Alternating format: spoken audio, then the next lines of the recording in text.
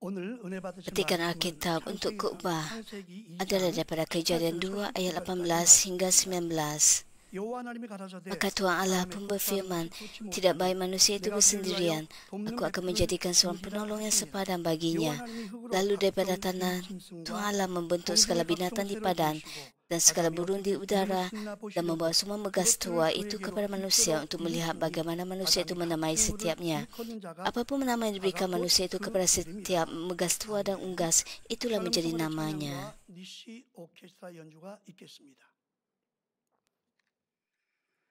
Saudara dan saudari saya kasih dalam Tuhan Yesus, semua anggota Mamin dari gereja cawangan dan gereja tempatan, penonton GCN dan semua anak Tuhan yang menghadiri ibadat ini dalam talian.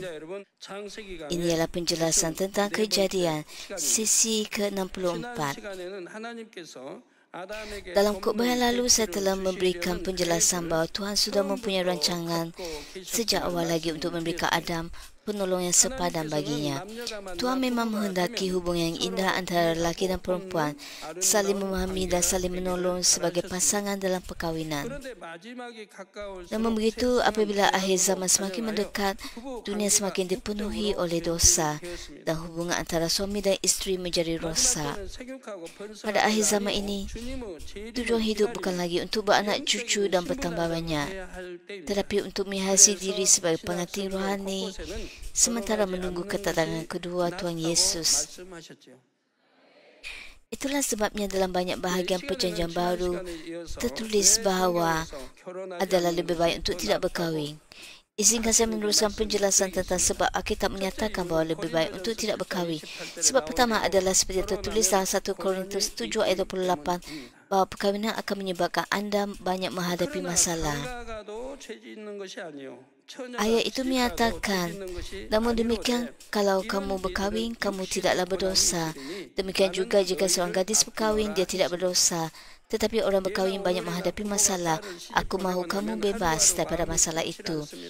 Apabila anak perempuan berkahwin, ibu bapa tidak dapat hidup dengan tenang. Mereka akan sentiasa melindungi anak yang dikasihi oleh mereka dan berasa risau sama ada anak itu menghadapi kesukaran dalam hubungan dengan suami atau keluarga mentua. Sama seperti ibu bapa yang sedemikian, Rasul Paulus juga mempunyai hati yang mengambil berat tentang orang Kristian. Dia menasihati mereka supaya tidak berkahwin kerana dia berasa risau tentang kesusahannya akan dihadapi oleh mereka sekiranya mereka berkahwin. Sebab kedua tidak berkahwin adalah lebih baik kerana hati anda akan berbelah bahagi jika anda berkahwin. Apa yang paling dikehendaki Tuhan daripada anak-anaknya ialah kasih mereka kepada Tuhan dengan sepenuh hati. Tuhan Yesus juga memberikan penekanan bahawa kita harus mengasihi Tuhan dengan sepenuh hati, jiwa, akal budi dan kekuatan kita. Dalam Matius 22 ayat 37 tertulis, Yesus menjawab, kasihilah Tuhan Allahmu dengan sepenuh hatimu, dengan sepenuh jiwamu dan dengan sepenuh fikiranmu. Orang mengasihi Tuhan dengan sepenuh hati, jiwa, akal budi, kekuatan dan seluruh hidup mereka merupakan anak-anak yang diingini Tuhan. Jika anda kekal bujang kerana anda mengasihi Tuhan, maka anda akan cuba mengisi hati anda dengan pengharapan syurga, berfikir hanya tentang Tuhan. Sebaliknya, apabila anda berkahwin, hati anda akan terbahagi. 1 Korintus 7 ayat 32 hingga 34 menyatakan, aku mahu kamu bebas daripada kerusingan. Seorang yang tidak beristeri akan menumpukan minat kepada hal-hal Tuhan untuk mendapat keredaan Tuhan. Sebaliknya, seorang yang mempunyai isteri akan menumpukan perhatian kepada hal-hal duniawi untuk menggembirakan isterinya. Dengan demikian, perasaannya berbelah bagi. Seorang wanita atau gadis yang tidak bersuami menumpukan minatnya kepada hal-hal Tuhan kerana ingin mengabdikan seluruh jiwa raganya kepada Tuhan.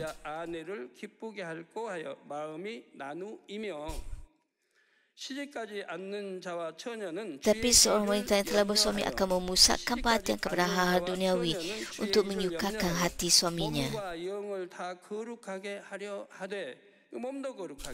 또 영도 거룩하게 하려 하되 시집간 자는 세상 일을 염려하여 어찌하여야 남편을 기쁘게 할꼬 하느니라 했죠. Jawapannya jelas dalam ayat ini tentang jalan menuju Yerusalem baru. Rasul Paulus berkata bahawa tidak berkahwin merupakan berkat. Mengapa? Kerana pada akhir zaman ini, menetapkan matlamat ke arah Yerusalem baru merupakan berkat yang paling besar. Dalam kehidupan sebenar, ada orang yang sebelum berkahwin hidup beriman dengan tekun. Tetapi setelah berkahwin, mereka berubah. Terdapat banyak contoh seperti ini. Mereka terpengaruh oleh kehidupan duniawi dan berhenti berdoa. Mereka mula mengambil satu demi satu perkara duniawi dan akhirnya menjerumuskan diri dalam pelbagai cubaan. Walaupun iman mereka mungkin tidak banyak berubah, namun ia pasti berbeza sebelum dan selepas berkahwin.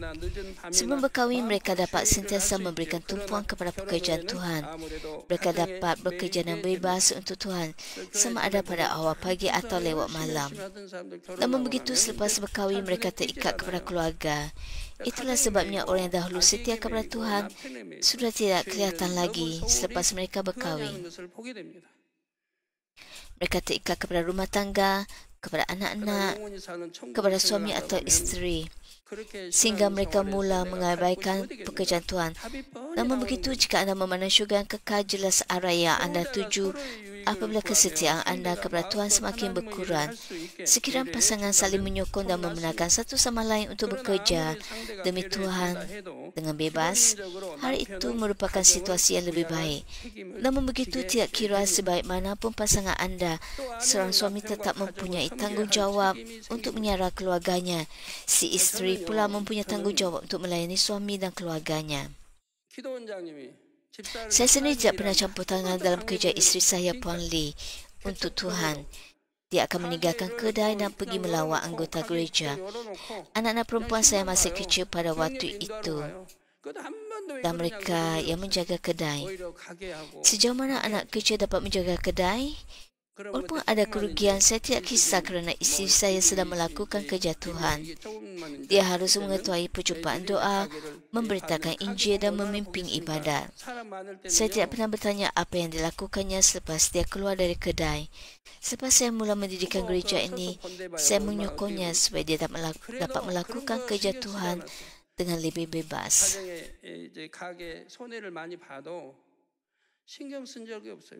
아버지를 먼저니까 기도원장 하나님 일하러 고영예배 기도인도 전도하러 갔는데 그게 먼저니까 왜 그러냐고 해본 일이 방해해본 일이 없어요. Sebagai pengarah pusat doa, Puan Lee tidak pernah campur tangan dalam kerja saya untuk Tuhan. Malah dia banyak membantu saya.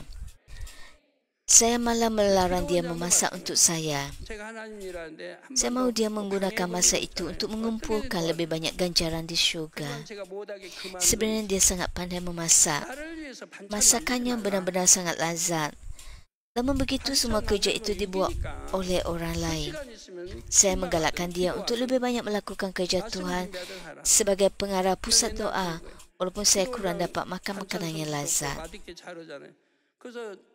참 당회장 맛있게 해주려고 한 그는 감사하지만 기도 원장은 능력이 있으니까 하나님 일하고 사택에는 자매들이 있으니까 자매 몫이니까 자매들이 Kadang-kadang Puan Lee berasa kesal dengan sikap saya kerana dia suka memasak makanan lazat untuk saya. 하나님 일하도록 저는 그렇게 해왔어요. 저를 위해서는 하지 말라고 그랬어요. Namun begitu kerja Tuhan mesti diutamakan. 말씀하대요. 당장님 좀 이렇게 잘 해드리고 싶은데 당장님 거절. Jika anda mempunyai keluarga seperti ini, maka anda akan benar-benar bahagia walaupun anda berkahwin.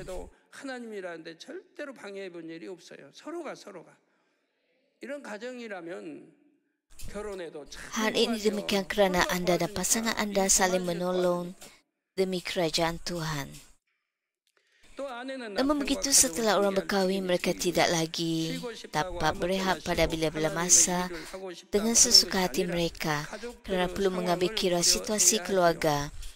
Sebelum berkahwin, mereka dapat berehat atau bekerja untuk Tuhan dengan bebas semasa cuti. Kini, mereka perlu menjaga keluarga mereka. Sebagai isteri, suami, menantu perempuan atau menantu laki, mereka juga bertanggungjawab ke atas keluarga pasangan masing-masing. Begitulah, selepas berkahwin, hati mereka menjadi terbahagi. Apatah lagi kewangan dan masa mereka. 결혼을 했으면 서로 책임을 져야 하고 당연히 가족들에게 마음을 써야 하지요. Saya tidak mengatakan bahawa menjaga keluarga anda adalah salah. Sudah tentu anda mesti bertanggungjawab dan menjaga keluarga anda. Hal ini ialah cara untuk menjadi setia di semua rumah Tuhan. Namun begitu, jika anda dapat membuat pilihan, betapa lebih bermanfaatnya dari segi rohani jika masa, material dan tenaga itu anda berikan kepada Tuhan. Saya mengatakan bahawa situasi yang lebih baik adalah apabila kedua-dua suami dan isteri mempunyai iman yang baik dan berkongsi kasih rohani. Mereka akan saling menyokong untuk lebih banyak berdoa dan mengumpulkan ganjaran supaya mereka dapat masuk ke Yerusalem baru. Mereka boleh menjadi rakan seiman yang baik dan bersaing dalam perlombaan iman. Walaupun dalam kehidupan sebenar perkara ini jarang berlaku. Tambahan pula, jika kedua-dua memiliki iman sebegitu, mereka mungkin tidak akan berasa pelupung untuk berkahwin kerana mereka sudah berasa cukup dengan kasih Tuhan Yesus sahaja. Saya tidak mengatakan jangan berkahwin atau anda tidak patut berkahwin. Saya sedang menjelaskan pandangan Alkitab mengenai perkahwinan yang harus anda fahami semasa anda hidup pada akhir zaman ini. Ini bukanlah kata-kata saya. Inilah firman Tuhan dalam Alkitab. Saya hanya menjelaskan apa yang lebih bermanfaat bagi orang yang mempunyai iman dan pengharapan syurga. Bagi orang yang sudah berkahwin, mereka harus saling bertimbang rasa supaya mereka dapat pergi ke syurga yang lebih baik dan mencapai kasih rohani. Saya akan berkongsi tentang model ideal suami isteri yang dikehendaki oleh Tuhan apabila kita sampai kepada Kejadian 2 ayat 21 yang mula menerangkan bagaimana Tuhan menciptakan perempuan. Saudara dan saudari yang saya kasih dalam Kristus, Kejadian 2 ayat 19 menyatakan, lalu daripada tanah Tuhan Allah membentuk segala binatang di padang dan segala burung di udara. Saya telah mengatakan bahawa apabila Tuhan menciptakan manusia pertama Adam, Tuhan membentuknya daripada debu tanah. Sekarang ayat ini menyatakan bahawa Tuhan juga membentuk setiap binatang dan burung dari tanah. Adakah hari ini bermaksud bahawa Tuhan menciptakan semua binatang dan tumbuhan yang tidak terkira banyaknya satu persatu dengan tangannya? Dalam Kejadian 1 ayat 20, Tuhan berfirman, hendaklah berkeriapan makhluk yang hidup di dalam air dan hendaklah burung-burung berterbangan di ruang cakrawala di atas bumi. Dan perkara itu pun terjadi tepat seperti yang difirmankan. Dalam Kejadian 1 ayat 24, Tuhan memberikan perintah dengan firman-Nya, hendaklah bumi mengeluarkan segala jenis makhluk yang hidup, ternakan dan binatang melata serta segala jenis binatang liar. Dan perkara itu pun menjadi kenyataan. 1장 24절에 땅은 생물을 그 종류대로 내되 육축과 기는 것과 땅의 짐승을 종류대로 내라고 말씀으로 명하시자 그대로 되었습니다. 그러면 과연 동물들은 말씀으로 창조된 것입니까? Persoalan sekarang, adakah binatang-binatang itu diciptakan melalui firman-Nya atau adakah binatang diciptakan daripada tanah? Jawapannya, ketika Tuhan memberikan perintah dengan firman-Nya, binatang diciptakan daripada tanah. Izinkan saya menjelaskan maksudnya. Seperti yang saya jelaskan dalam khutbah yang lalu, sebelum Tuhan memula menciptakan apa-apa pun, Dia sudah mempunyai rancangan untuk segalanya. Dia mempunyai pelan tindakan dan bahan-bahan untuk semua ciptaan. Dia juga sudah merancang cara untuk menciptakan semua ciptaan. Sebagai contoh, pelan tindakan untuk menciptakan manusia mengandungi segala maklumat tentang tubuh manusia. Bahan yang digunakan untuk menciptakan manusia adalah tanah liar yang mengandungi campuran air dan debu tanah dalam nisbah yang tepat.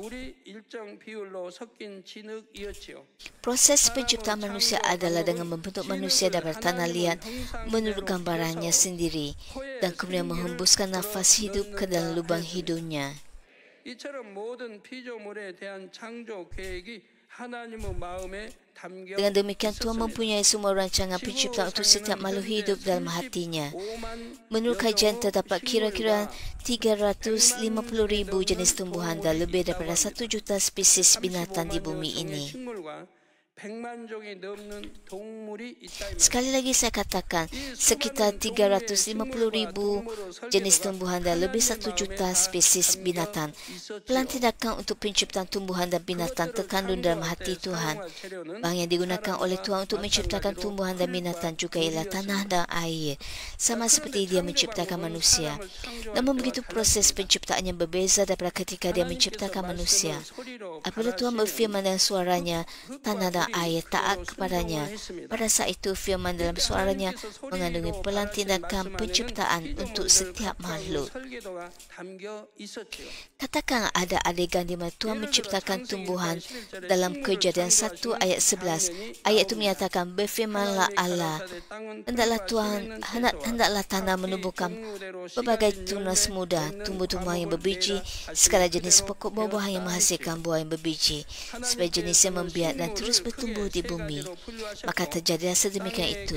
Tuhan membahagikan tumbuhan kepada 3 kategori utama dan memberikan perintah kepada tanah supaya menumbuhkannya. Firman Tuhan kelihatan ringkas, namun di dalam firman-Nya terkandung semua pelan tindakan penciptaan semua tumbuhan.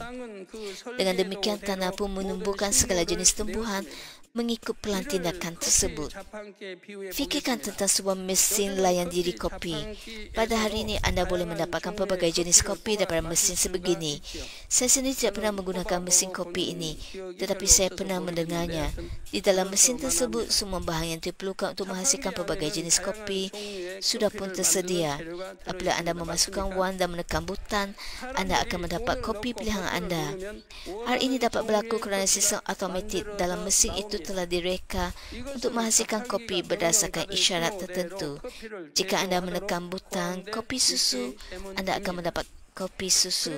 Jika anda menekan kopi hitam, maka kopi hitamlah yang keluar.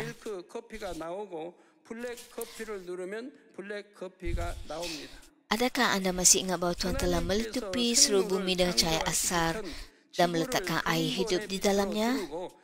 Seperti janin di dalam air ketuban, bumi dipersiapkan untuk makhluk-makhluk hidup.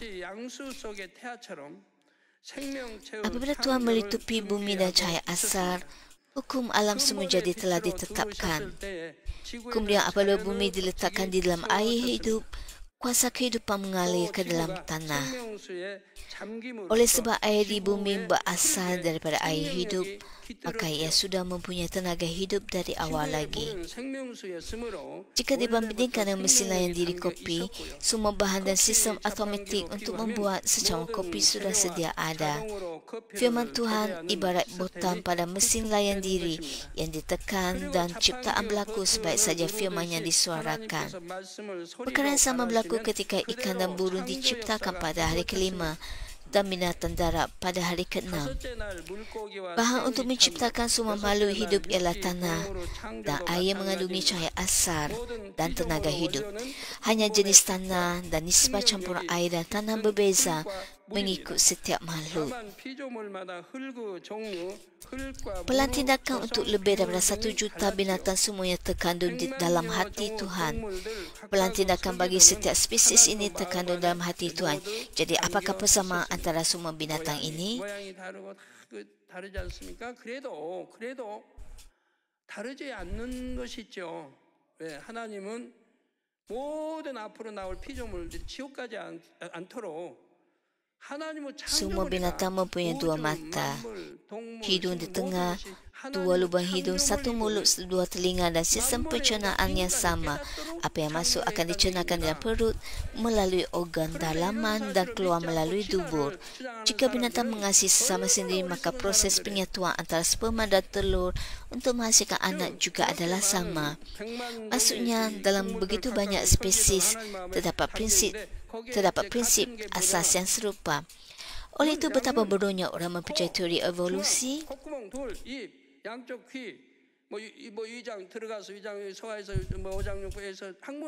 Fakta bahawa manusia dan binatang mempunyai struktur asas yang serupa membuktikan bahawa kita semua diciptakan oleh pencipta yang satu. 분 유일하신 한 분 창조자 한 분이라는 걸 알려주시는 거라면 이 하나님은 창조에 설계에 의해서 창조되어 나왔음을 명명백백 알려주는 거예요. 어느 누구도 변명하지 못하게. 그래서 로마 1장에 나오지 않습니까? 나는 하나님 몰라서 못 믿었다고. Dalam Roma bab 1 tertulis bahawa tiada siapa yang akan mempunyai alasan pada hari penghakiman kerana gagal untuk mengenal dan tidak percaya kepadanya. Hal ini bermaksud bahawa kita dapat mengetahui adanya Tuhan Pencipta hanya dengan memerhatikan alam semula jadi. Apabila Tuhan mempunyai pelan tindakan dalam hatinya dan mengeluarkan firman melalui suaranya,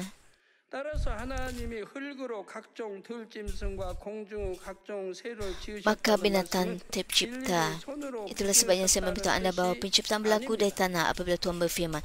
Oleh itu apabila Alkitab mengatakan bahawa Tuhan menciptakan segala jenis binatang dan burung daripada tanah, hal itu tidak bermaksud bahawa Tuhan membentuk setiap satu binatang dengan tangannya. Hanya manusia pertama iaitu Adam yang dibentuk oleh tangan Tuhan sendiri. Sesungguhnya dia menciptakan Adam menurut gambarannya sendiri. Kita manusia sebagai Tuhan bagi segala ciptaan dipupuk oleh Tuhan dan menjadi anak-anaknya sejati. Itulah sebabnya Tuhan sendiri menciptakan kita dengan tangannya. Namun begitu binatang-binatang lain tidak diciptakan dengan tangan Tuhan. Tuhan menciptakan manusia dengan tangannya sendiri dan mencurahkan isi hatinya dalam proses penciptaan supaya manusia dapat dilahirkan sebagai anak-anak Tuhan.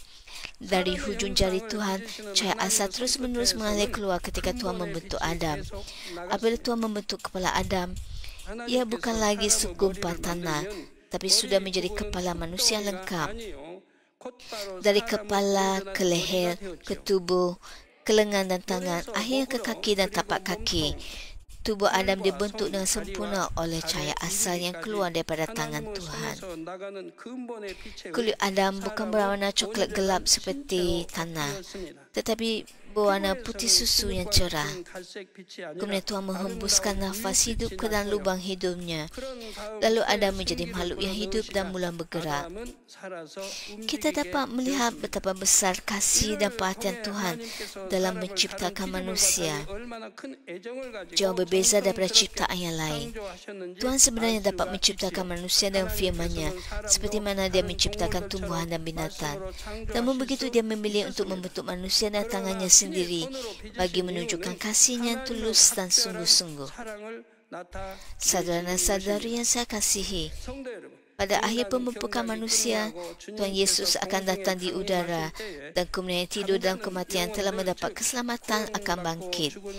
Roh dan jiwa mereka akan turun dari syurga bersama dengan Tuhan Yesus dan tubuh mereka akan bangkit dari tanah. Tubuh kebangkitan dan roh serta jiwa akan bergabung bersama untuk menjadi tubuh kebangkitan yang lengkap. Tubuh yang telah dikuburkan di bumi ini akan bangkit dari kubur dan roh serta jiwanya akan datang bersama Tuhan Yesus yang akan datang kembali dan bersatu dengannya di udara. Di manakah udara ini? Ia ialah langit kedua. Bagaimanakah tubuh yang telah tiada bentuk, yang telah lama mati dan reput dapat bangkit seperti ini? 공중이 어디라고 설명했죠 옛날에? 공중이 어디예요? 눈에 보이는 공중? 아니면 어디예요? 예? 제2하늘 공중을 말합니다.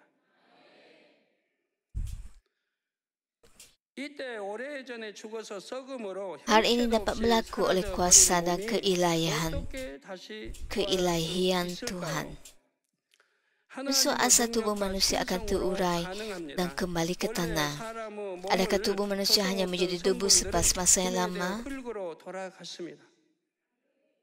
얼굴로 돌아가면 또 흙만 되겠어요. 오랜 세월이 들으면은 거기 비가 들어가고 빗물이 들어가고 하다 보면 tubuh itu mungkin dihanyutkan oleh hujan ke sungai atau laut atau turun jauh ke dalam tanah.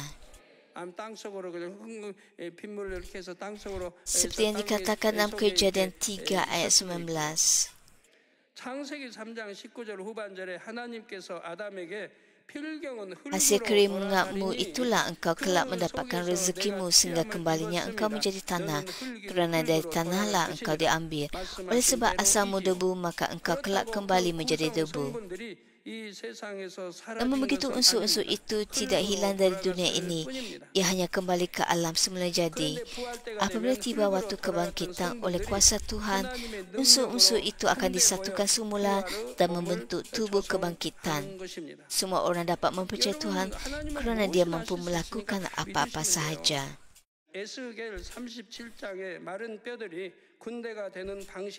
Kaedah yang sama digunakan apabila tulang kering menjadi tentera seperti dalam Yehezkiel 37. Yehezkiel 37 ayat 5 hingga 8 menyatakan, "Beginilah firman Tuhan Allah kepada tulang-tulang ini, sesungguhnya aku akan memberikan nafas kepadamu sehingga kamu hidup kembali. Aku akan memberikan urat kepadamu dan menumbuhkan daging padamu. Aku akan menutupi kamu dengan kulit dan memberi kamu nafas sehingga kamu hidup kembali. Maka kamu akan tahu bahawa akulah Tuhan. Lalu bernubuatlah aku seperti yang diperintahkan kepadaku. Pada waktu aku bernubuat, terdengar suara bunyi, ya, bunyi derak-derak. Tulang-tulang itu berlekatan satu sama lain. Ketika aku amati, tampak urat dan daging tumbuh pada mereka. Kemudian kulit menutupi semuanya, tetapi mereka belum bernyawa."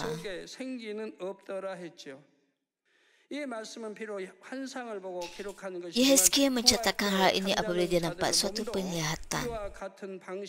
Namun begitu pada waktu kebangkitan kelak, tubuh-tubuh orang yang telah mati juga akan dibangkitkan dengan cara yang sama. Walaupun tulang-tulang itu telah reput dan menjadi debu, ia akan dikumpulkan semula menjadi tulang. Apabila Tuhan memerintahkan tulang untuk berkumpul, maka ia akan berkumpul. Apabila Dia memintakan laut menjadi tenang, laut dan ombak pun menjadi tenang. Apakah yang tidak dapat dilakukan oleh Tuhan? Dia memintakan tulang untuk berkumpul dan memberikannya daging. Dalam ayat Alkitab yang sama, Tuhan juga memberikan perintah melalui nabi-nabinya. Urat akan terbentuk pada tulang-tulang itu. Kulit akan menutupi tulang dan tubuh itu akan menjadi tubuh yang suci. Ketika Tuhan menciptakan tumbuhan dan binatang dengan firman-Nya, tanah dan air bercampur lalu menghasilkan setiap makhluk sesuai dengan perintahnya. Saudara dan saudara yang saya kasih dalam Kristus, tumbuhan dan binatang di Taman Eden juga telah diciptakan dalam tempoh 6 hari penciptaan. Di dalam Taman Eden juga terdapat tanah dan air.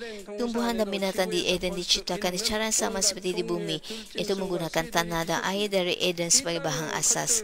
Segala jenis tumbuhan dan binatang yang wujud di bumi juga dapat ditemui di Taman Eden. Sudah tentu tumbuhan dan binatang di Taman Eden jauh lebih indah daripada yang ada di bumi ini. Pengecualian hanya pada dinosaur yang pada asalnya hanya wujud di Taman Eden dan tidak di bumi ini. Oleh itu, dinosaur mempunyai ciri-ciri unik yang berasal daripada Taman Eden.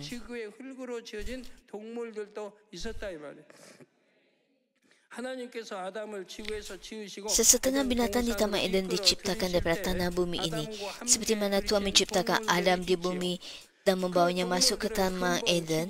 Dia juga membawa beberapa binatang lain ke dalam Taman Eden bersama Adam. Walaupun binatang-binatang ini diciptakan daripada tanah bumi ini, binatang-binatang itu dapat menyesuaikan diri dengan baik di Taman Eden. Binatang-binatang itu hidup dengan harmoni bersama binatang-binatang lain yang diciptakan di Taman Eden. Sama seperti Adam yang diciptakan daripada debu tanah, terdapat juga binatang yang menyesuaikan diri dengan baik di Taman Eden. Dengan cara ini, terdapat binatang di Taman Eden yang diciptakan daripada tanah bumi dan binatang yang diciptakan daripada tanah Taman Eden itu sendiri. Namun begitu, kita tidak dapat membezakan kedua-dua kumpulan binatang ini dari segi luaran. Binatang yang berada di Taman Eden masih kekal seperti saat diciptakan. Setiap spesies binatang mempunyai rupa yang sangat indah dan sifat yang lembut. Sebaliknya, sebahagian binatang di bumi telah berubah secara drastik sejak kejatuhan Adam dalam dosa. Sesetengah binatang menjadi ganas secara fizikal dan sifatnya menjadi liar dan buas akibat kejahatan yang memasuki dunia ini. Namun begitu, bukan saja di bumi dan Taman Eden, bahkan juga terdapat binatang di langit ketiga seperti malaikat dan kerub. Tuhan menciptakan malaikat dan kerub melalui firman-Nya. Memandangkan syurga ialah alam rohani yang sempurna, binatang di sana tidak perlu diciptakan daripada tanah. Binatang hanya diciptakan untuk memakai bentuk rohani yang unik. Binatang-binatang di syurga begitu indah sehingga binatang-binatang dari Taman Eden pun tidak dapat dibandingkan dengannya. Sebabnya adalah jelas, bumi ini, Taman Eden dan syurga berada pada tingkat ruang yang berbeza.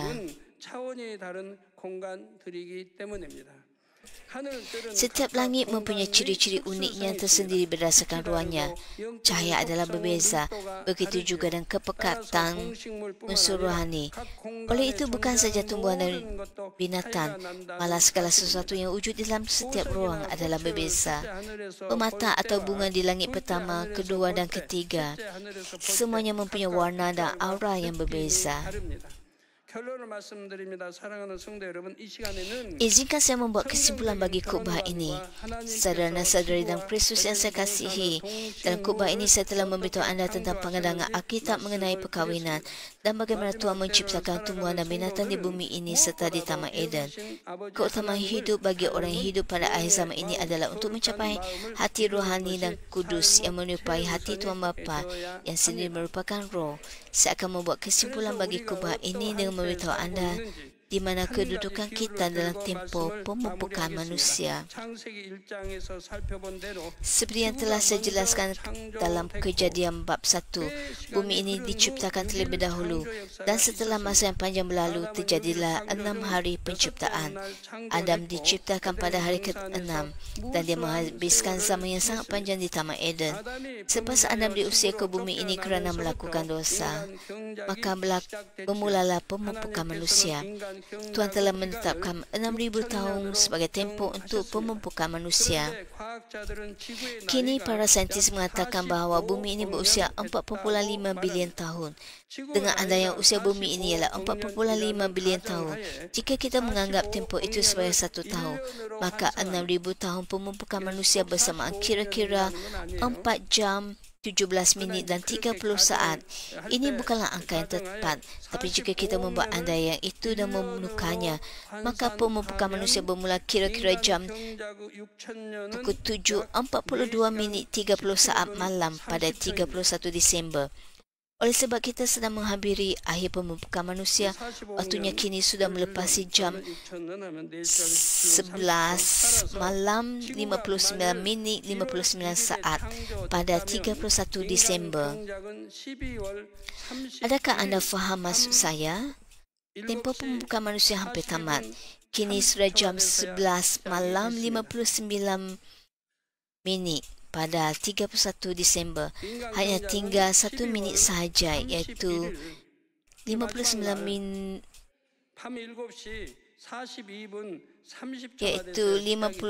saat. Tidak ada walau satu saat pun yang tinggal sebelum kedatangan Tuhan Yesus di udara.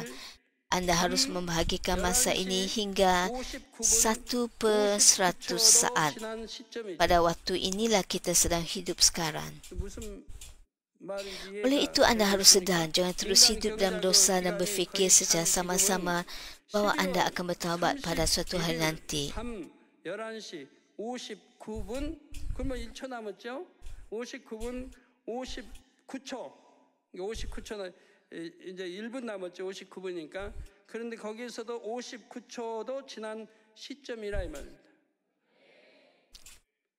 주님의 공중 강림이 1초도 안 남았습니다. Jika terlambat, mungkin anda tidak akan dapat bertaubat walaupun anda mahu. Kerana Tuhan mungkin tidak akan memberikan roh pertaubatan. 그러니까 정신 차리지 않으면 안 돼요. 그리고 어떤 분들이 나는 이렇게 죄를 짓다가도 어느 때는 회개하겠지. 내가 돌이키려고 이렇게 하니까 어느 때는 돌이키겠지. 내가 회개할 거야. 하지만 그건 절대 불가능한 일이에요. Inilah situasinya apabila anda melakukan dosa berulang-ulang kali. 죄도 한 번도 아니고 거듭거듭 쳤는데 어떻게 회개를 해요? 인간 스스로는 못 해요. 하나님이 주시지 않으면 못 해요. 하나님을 진노케 하고 사망의 죄를 짓고 또 쫓기는데 하나님이 회개하고 Pertaubat bukanlah sesuatu yang kita lakukan atas kehendak sendiri. Oleh itu, apabila seseorang mengulangi dosa yang membawa kematian dan membangkitkan murka Tuhan, dia tidak akan dapat bertaubat. Iblis dan syaitan juga tidak akan membiarkannya begitu sahaja. Kedatangan semula Tuhan Yesus akan berlaku dalam sekelip mata, dan itulah di mana kita berada sekarang. Efesus 5 ayat 15 hingga 16 menyatakan, hiduplah dengan hati-hati, bukan seperti orang tidak arif, tapi sebagai orang bijaksana, dan pergunakanlah setiap peluang dengan sebaiknya, kerana ini zaman dujana. Semoga anda menganggap masa yang tersisa ini sebagai peluang yang tidak akan datang lagi dalam hidup anda, dan berfokus untuk masuk mencapai iman roh dan roh penuh. Dalam nama Tuhan Yesus Kristus saya berdoa.